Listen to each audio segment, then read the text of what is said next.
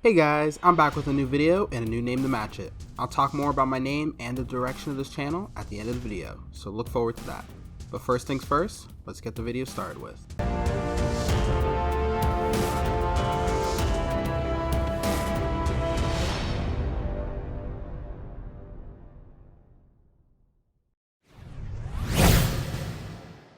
Superman is many things: inspirational, aspirational, strong, invincible, some might even say perfect. For many, that perfection is their biggest problem with the Man of Steel.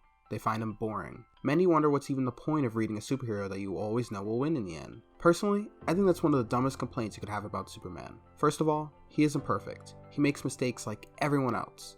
And honestly, a majority of superheroes always win in the end. But I do admit that Superman may seem a bit less fallible than others. He's a lot stronger than other heroes. He's not prone to succumbing to his emotions, and always tries to do the right thing, even if it can be seen as naive. Some might say that's a boring character, because he's not always subject to the flaws of human nature like we are. But honestly, I think that's what makes the character so different and great. He's a superhero we should all aspire to be. Superboy? It's Superman. Superman, in my opinion, is a genius character, and I've always wondered what was going through the minds of Jerry Siegel and Joe Shuster when they created him. How did they get the idea to make a character that represents everything good? After some research, I think I finally found the answer to that question. It all starts in 1883 with the book Thus Spoke Zarathustra by Friedrich Nietzsche.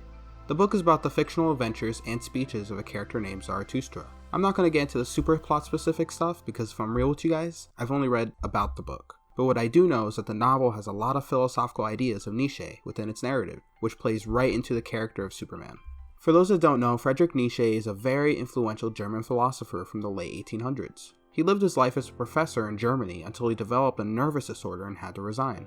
Later in his life, he was declared insane and put in a mental asylum until his death in the 1900s. He's most famous for his ideas of nihilism. Nihilism is the philosophical view that life is inherently meaningless or that there are no moral truths in the world. Him having this point of view makes sense considering the bleak life he lived. He's also known for the concept of the Übermensch. Übermensch is roughly translated to Overman or Superman, so you can see where this is leading up to. For the sake of not butchering the pronunciation, I'm going to refer to the Übermensch as the Overman. Friedrich's concept of the Overman is very influential and still talked about in philosophical circles today. Unfortunately, it has a bad reputation for many who don't know much about it. This is because Adolf Hitler used the concept to back his idea of the Aryan race being superior, even though genetics didn't play a role into the philosophy at all. The Overman is simply a way of life we should all strive to achieve.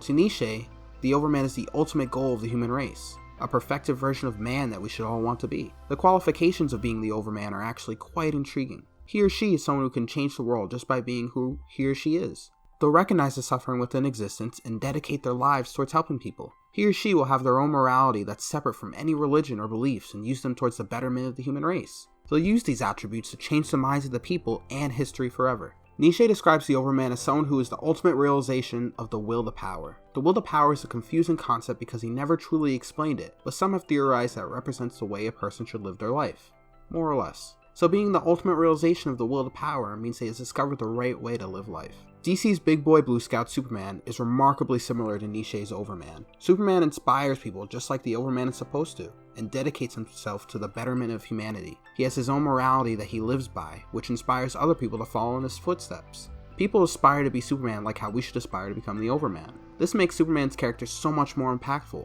Many say that Jerry and Joe intended this for the character when they made him, and it makes sense. Superman embodies a lot of the inspirational parts of the Overman, and it shows in his actions. Sure, there are some aspects of the Overman that Superman doesn't necessarily have anything in common with. The Overman is essentially a nihilist. Nietzsche believed that he would break free from the worldwide illusion of moral truths that religion brought. Friedrich thought that the religion was pointless and that it forced its flawed morality upon people. He theorized that the Overman would embrace the nihilist view that life is meaningless and morality is simply a social construct. He or she would use this to break the illusion, which is essentially religion and biased morality. We can all agree that Superman is the farthest thing from a nihilist, and he isn't trying to free us from any illusion either. But we can definitely say that he has a unique moral view that helps people just like the Overman. This is why I'll never listen to people that say Superman is too powerful or too perfect. He's supposed to represent a level of heroism and goodness that's beyond human. We look at his actions and apply them to our lives. If he wasn't the paragon of good he is in the comics, then he wouldn't be Superman. His strength shouldn't be put against him either. Superman isn't meant to be fallible or weak.